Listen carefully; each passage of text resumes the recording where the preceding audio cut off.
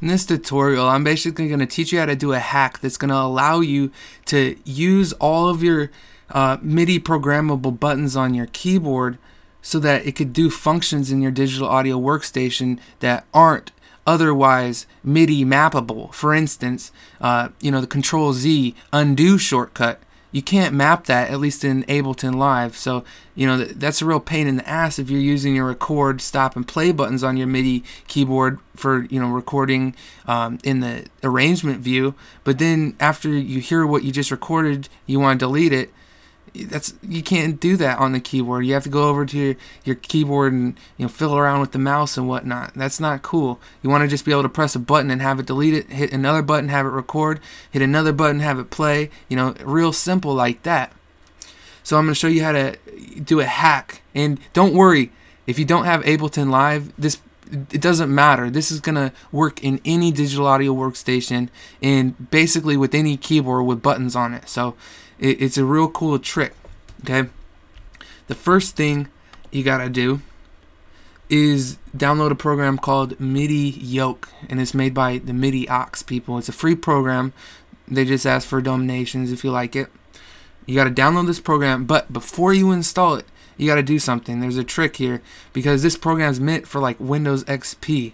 It's not meant for Vista or for Windows 7. So it's going to get screwed up by the user account control settings and not going to let you install it. But there's a way to get around this. You got to disable the user account control settings. Those are those dialogues that pop up when you go to install a program. It says, do you want to install this program? So you have to disable that by going to the control panel. Go to user accounts. Click change user account control settings. Bring it all the way down to the bottom. Then hit OK.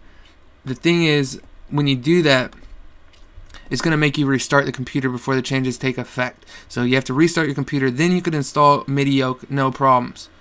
Okay, after you install Midi Yoke, you're going to want to change that setting back to where it was because, yeah, it's annoying, but really, like if you go to a website that has some malware, has a Trojan on it, it's going to ask you to install a virus before it installs it. So it could save your ass.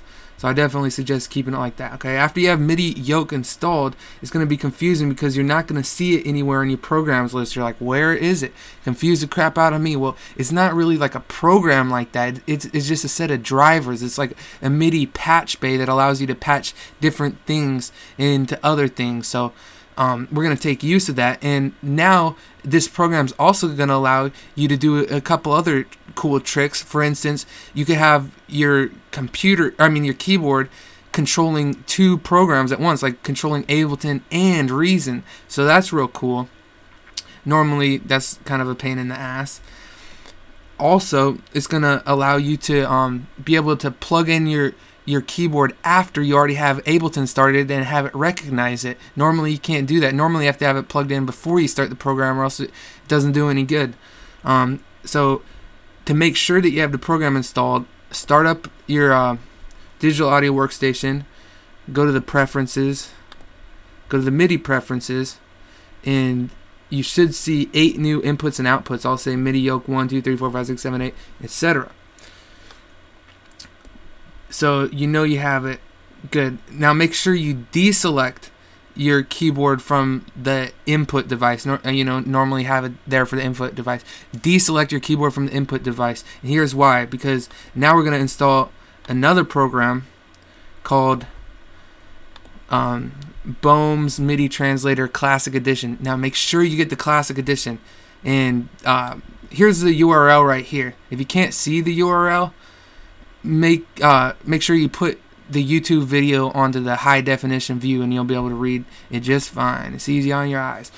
Okay, so you want to download this program. It's also a free program. Well, they ask for money if you enjoy using it. Kind of try before you buy type of thing, but it doesn't expire or anything. It's going to be good forever. So this program installs no problem. Put that on your computer. Shows up like this. Now double click here. Here's what we got to do. We're trying to make a preset here so that it'll allow you to do Ctrl-Z. And like I said, you could use this for any keyboard shortcut that you want to map to a MIDI key. You do it real simple. So hit new preset. I'm going to name this undo. Then hit the plus button, give you another one. Hit edit. Okay. Oh yeah, first we gotta set it up for the MIDI. So for the MIDI input, you want to select your keyboard here for MIDI in. And for the output, select one of these MIDI yoke channels. Do not select your keyboard for the output. It's going to create MIDI feedback and probably crash your computer. So I just selected MIDI yoke 2. And now if I have Ableton Live set up for MIDI yoke 2 as the input, now it's going to show up with the, it's going to work. So it works great. And then you could also, in your DAW program for the MIDI output, you could select a different MIDI yoke channel and then use that MIDI yoke channel. Say if you set it for the output channel 3, then you could select channel 3 for the input on Reason, and there you're controlling 2 programs with the same keyboard. That's pretty cool.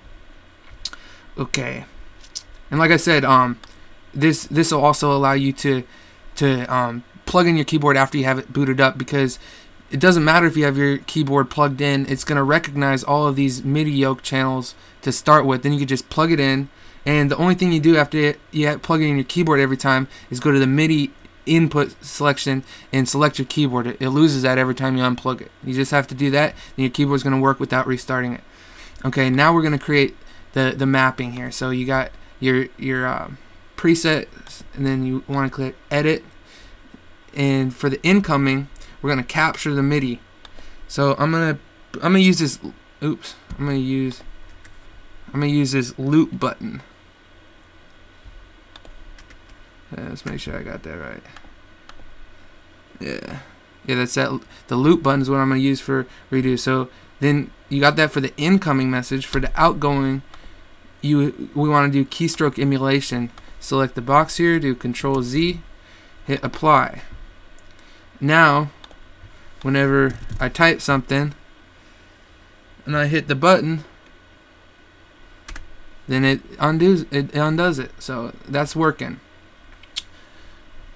Now I want to make another one, because another problem in Ableton is this overdub mapping. When you're able to map it with the MIDI mappings, but it doesn't work right when you do it. Like I'll put it on this button, okay? Now go back into the program. I could turn it on once, but I can't turn it off. I just keep pressing it. Doesn't do anything. This is no good. That's junk. So we're gonna make that so it actually works now. Go back into the MIDI mapping program. Add a new one here. Type. Let's call it overdub. Hit edit. And then for the incoming message, I'll just use the fast forward button on the keyboard. Okay, now for the outgoing, we're going to do keystroke emulation again. I'm going to do shift bracket.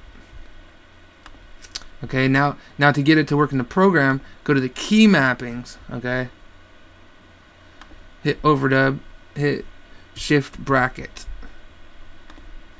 Now let's see if it works. Yep, now it turns on and off when I press the button on the keyboard. Yay, it works. Okay, now all you have to do, if you don't want this running for whatever, you could do whatever mappings you want. Just hit the check mark next to the whole thing, and it'll enable and disable all of them. So that's pretty cool. And like I said, you can go through and basically anything that's mappable with the keystroke is now going to be mappable with the MIDI key.